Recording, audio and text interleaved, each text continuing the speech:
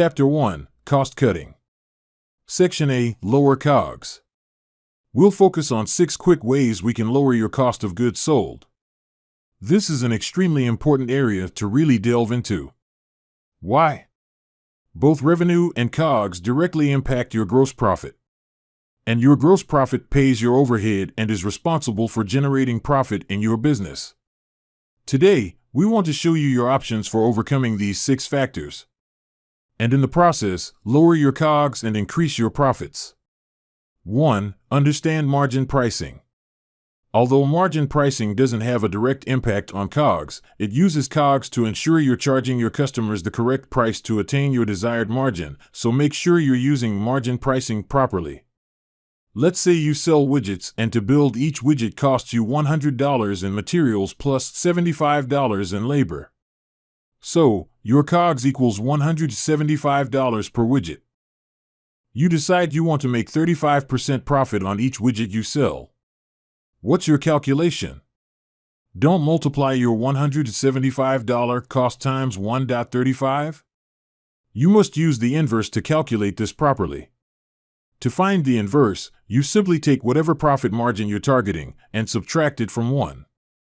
1 minus 0.35 equals 0.65, so our new formula for determining our price is to take our $175 COGS and divide it by 0.65, which equals $269.23. To verify this, our new price of $269.23 is the revenue each widget will generate. We now subtract our $175 COGS, and we get our new gross profit of $94.23. We divide $94.23 by $269.23, and we find our gross profit percentage is now 35%, just what we were targeting. 2. Audit your current suppliers and vendors. Review the products and services that you purchase daily, weekly, monthly, or annually. Your profit margin depends upon your ability to receive the highest possible price for your products and services and pay the lowest possible price to your suppliers and vendors. Every participant in the supply chain is looking to increase business and will take unusual, often extraordinary steps to make or save a sale, especially in a poor economy or when competition is fierce. Ask for a discount every time you request an estimate or place an order, and keep asking until you actually place the order. If you do not get a reduction in price, ask for favorable financing terms, prepaid freight, or other freebies. By negotiating, you can maximize your position as a buyer, as your buyers do to you. In many cases, a little research will turn up alternative suppliers of similar products available to you. Determine whether there are any different features between suppliers and whether these differentiating features benefit you or your customers. 3. Confront supplier price increases. Yes, suppliers do raise their prices, often to cover labor costs or their own supplier price increases. These increases typically aren't dramatic. They're usually small incremental increases that most business owners might not notice. 2% to 5% annual increases are common, and many business owners just shrug these off as no big deal, when in reality, these are huge deals when it comes to your bottom line. A mere 5% supplier price increase can impact our company's bottom line by a staggering 15%. Here are a few suggestions to get these increases under control. Obtain competitor quotes. There are always additional suppliers for your most commonly purchased products and services. And believe me, all of them want new customers and will readily offer big discounts to get your business. If you have built a relationship with your current supplier and you don't want to fracture that relationship, seek new quotes from the competition and just ask your current supplier to match it. They understand you're a business owner and need to keep costs under control. If they truly value your relationship as much as you do, they won't think twice about matching the lower quote. 4. Keep your returns in check. Most products and services include a warranty, and if they fail to produce as advertised, consumers will return them for a refund. It's imperative that you keep a sharp eye on your return rate on a weekly basis. If you begin to see an increase in returns, immediately investigate the reasons for the failure. Did it involve defective parts, or does it appear to be an employee problem such as a lack of motivation, a lack of training, or perhaps the individuals responsible simply lack the necessary skills to do the job properly the first time? If your investigation reveals the cause for the returns involves defective parts, don't simply replace them and shrug it off as a normal part of doing business. Send the defective parts back to the wholesaler or manufacturer and demand a credit. If the problem persists, investigate alternate suppliers. Be sure you look for a proven track record of product reliability before choosing another supplier. However, if your investigation reveals the problem is indeed employee-related, make sure the training you provide is sufficient and updated. 5. Reduce scrap. Scrap has the same cost impact as returns. It increases your material, labor, and opportunity costs. The way you deal with this is similar to returns. Begin by investigating the reasons for the failure. Was the scrap produced due to defective tools or processes? Did defective parts play a role, or is it a lack of training or skill on the part of the employee? If you find the problem to be defective tools or parts, seek immediate compensation from the supplier. If this situation continues, investigate alternate suppliers. If it turns out to be an employee problem, it may only require additional on-the-job training. But don't stop there. Determine if the scrap produced can be recycled or reworked. And always seek out your employees' feedback and suggestions regarding ways they might suggest eliminating scrap. They're on the front line day in and day out. You can bet they have specific and innovative ways your scrap could be dealt with. 6. Limit excess inventory. At times, businesses may overproduce in anticipation of increased sales, and if those sales fail to materialize, you end up with excess inventory. Often, excess inventory is stored randomly wherever room happens to be available.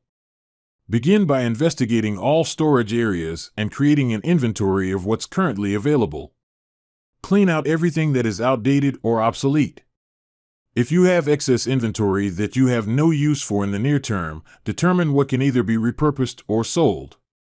Try to find some way to turn all excess inventory into revenue for your business.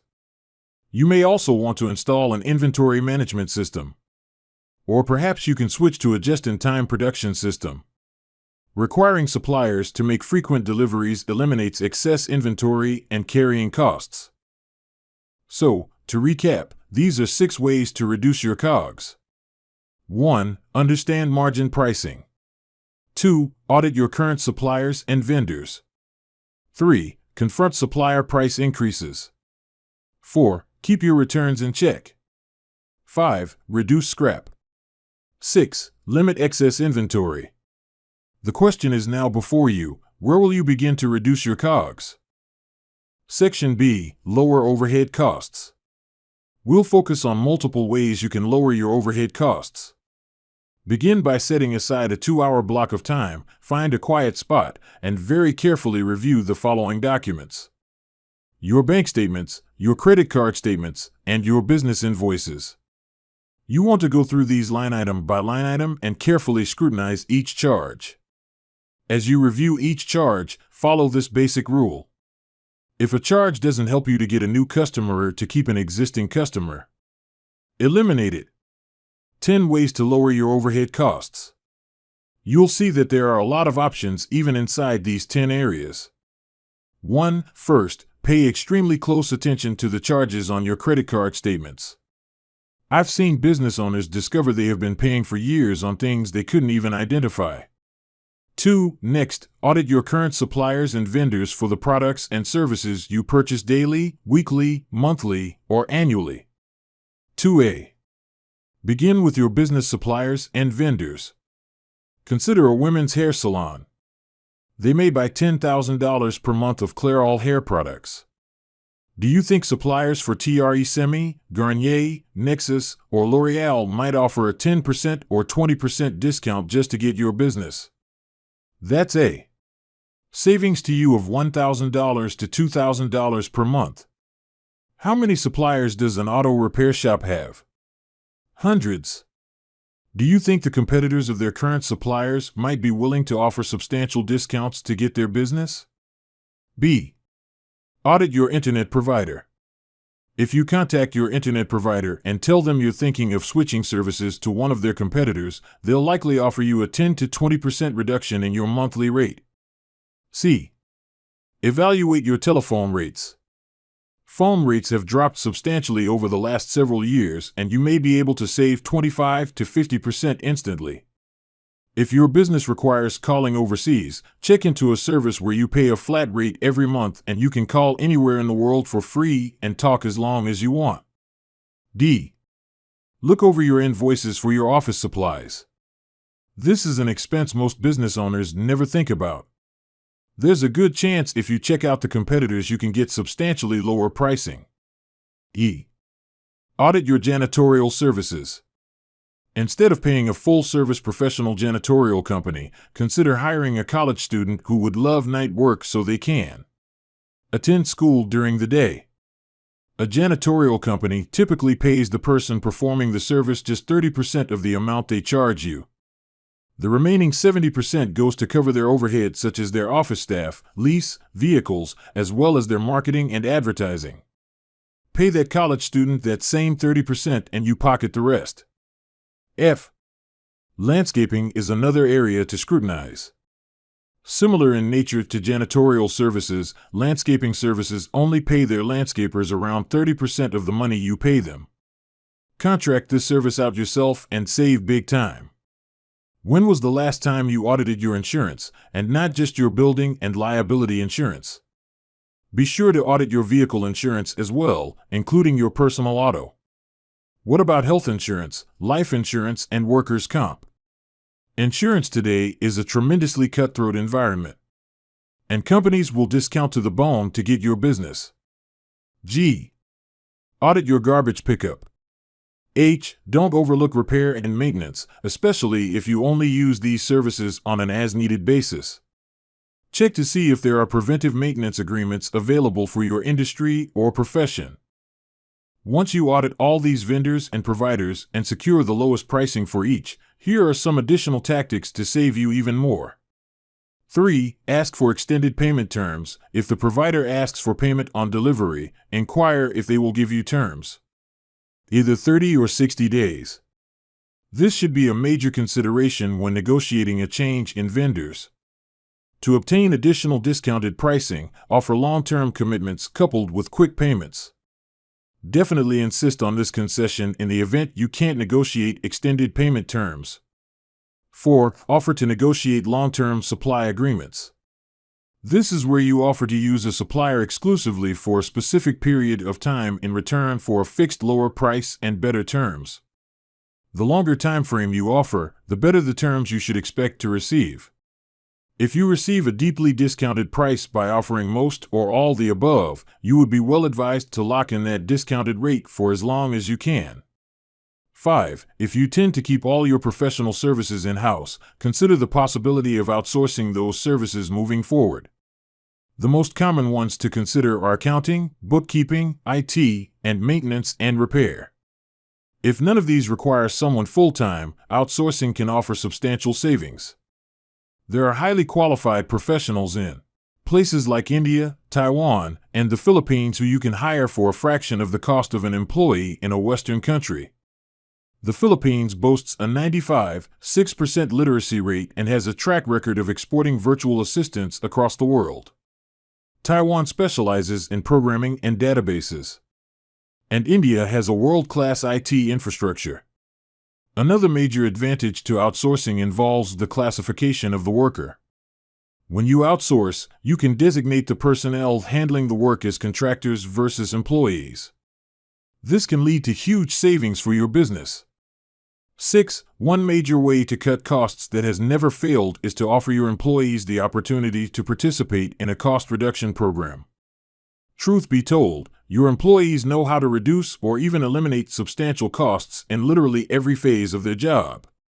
And to ensure the success of this type of program, bonus them a percentage of the first-year savings.